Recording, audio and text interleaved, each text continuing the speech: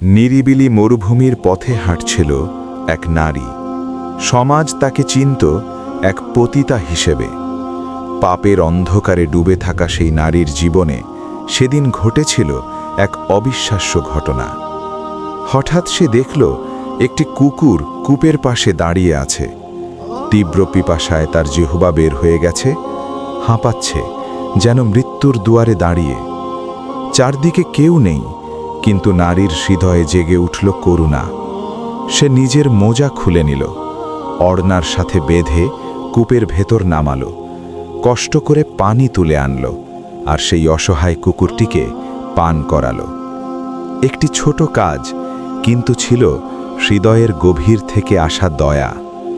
পরে প্রিয় নবী মুহাম্মদ সাল্লাল্লাহু আলাইহি ওয়াসাল্লাম এই ঘটনা বর্ণনা করে বললেন, আল্লাহ তাআলা সেই নারীকে ক্ষমা করে দিয়েছেন।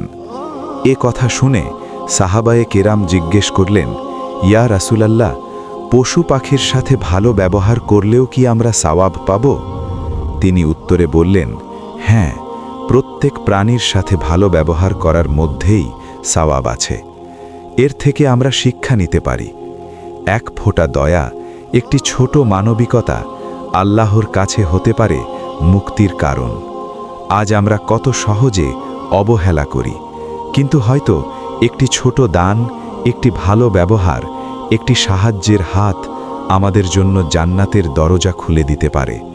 তাই আসুন, মানুষ হোক বা প্রাণী, সবাই এর প্রতি দয়ালু হই, কারণ দয়া কখনো বৃথা যায় না। আরও সুন্দর ইসলামিক ভিডিও পেতে অবশ্যই আমার চ্যানেলটি সাবস্ক্রাইব করবেন।